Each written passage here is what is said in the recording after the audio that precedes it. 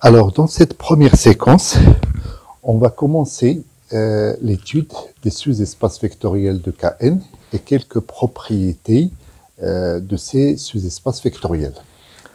Alors, la première va concerner l'inclusion. Alors, je prends, n bien sûr appartient à n étoile, et j'ai deux sous-espaces vectoriels f et g de Kn. Alors, la première proposition dit, si f est inclus dans G, alors la dimension de f est inférieure ou égale à la dimension de G. C'est-à-dire, f va avoir une base dont le nombre de vecteurs est inférieur ou égal au nombre de vecteurs des bases de G. Et la deuxième proposition dit, si on a à la fois f qui est inclus dans G, et la dimension de f elle est égale à la dimension de G, alors cette inclusion ne peut plus être stricte. Ça veut dire tout simplement que f est égal à G. Alors, je tiens d'abord à faire une remarque par rapport à cette première proposition. Attention, on a l'implication dans ce sens-là, mais on ne l'a pas dans l'autre sens. C'est-à-dire, attention, dimension de f inférieure ou égale à la dimension de G ne signifie pas, ou bien n'implique pas plutôt, je vais mettre n'implique pas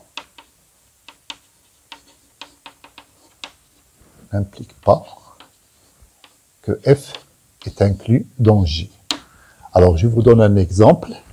Je prends par exemple f égale à vect de 3 de 1. Donc la dimension de f est égale à 1. F, c'est un sous-espace vectoriel de R3. Et je prends G est égal à R2. La dimension de G, la dimension de G qui est égale à la dimension de R2 est inférieure, est égale à 2. Alors, on a dimension de f même strictement inférieure à la dimension de G, mais f n'est pas inclus dans G. C'est-à-dire, f, c'est un sous-espace vectoriel de R3, donc il ne peut pas être un sous-espace vectoriel de R2. Alors, après, pour illustrer cette deuxième proposition, je donne un exemple analogue à celui qu'on avait fait déjà dans un exercice, et je vous ai parlé d'une méthode pour montrer l'implication réciproque. Eh bien, c'est le moment pour le faire. Alors, j'ai deux sous-espaces vectoriels de R3. Le premier, c'est f qui est égal à vecteur de 1, 0, 1, 0, 1, 0. Donc, je peux appeler ce vecteur-là, je peux l'appeler le vecteur A, et celui-là le vecteur B. Et puis h qui est égal à vecteur de 5, 4, 5, 3, moins 2, 3. Et donc, ces deux vecteurs-là, je peux les appeler les vecteurs U et V. Et donc, l'objectif, c'est de démontrer que f est égal à h. Alors, on va faire l'inclusion dans les deux sens.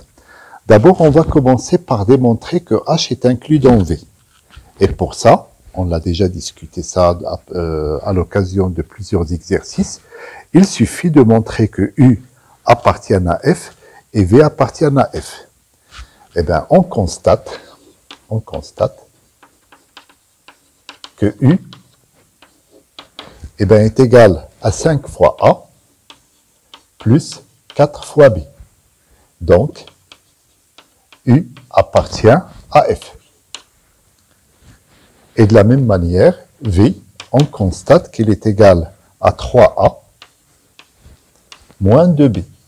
Et donc, V appartient à F. Eh bien, je recommence le même raisonnement. U appartient à F et V appartient à F. Et comme F, c'est un sous-espace vectoriel de R3, alors toute combinaison linéaire de U et de V va appartenir bien sûr à F. Ça veut dire tout vecteur de H va appartenir à F. Donc, H est inclus dans F. Alors, dans l'exercice 3, je pense que j'avais déjà corrigé, j'étais obligé de démontrer l'autre inclusion, c'est-à-dire de démontrer que F est inclus dans H.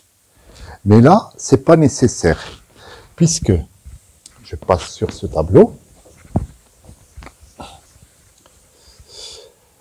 Si je prends la famille AB, est une famille génératrice de F. A et B ne sont pas collinéaires. A et B ne sont pas collinéaires.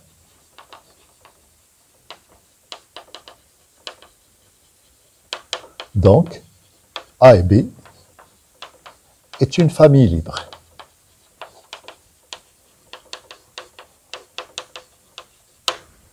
Donc, c'est une base. C'est une base de F. Et bien, du coup, je déduis que la dimension de F est égale à 2. Et puis, de même, la dimension, déjà, je peux dire que UV est une base de H. Donc, la dimension de H est égale à 2. Eh bien, nous y voilà. On a H qui est inclus dans F. Là, je mets la conclusion. Ainsi, H est inclus dans F et dimension de H est égale à la dimension de F. Donc, H est égal à F. Alors bien sûr, j'insiste, là c'est très important, des fois il y a certains qui font la confusion, il faut bien sûr les deux conditions. Il faut que l'un soit inclus dans l'autre et les dimensions sont égales. Par contre, si vous avez deux sous-espaces vectoriels qui ont la même dimension, eh bien, ils ne sont pas nécessairement les mêmes. C'est-à-dire, je peux donner ça sous forme de remarque supplémentaire. Attention, si la dimension de E, par contre la dimension de F égale la dimension de H, ne signifie pas, ou bien n'implique pas la dimension de, voilà, cette condition, dimension de F est égale dimension de H seule, n'implique pas l'égalité, ou bien n'implique pas que F est égal à H. Et donc, la condition H inclus dans F est indispensable.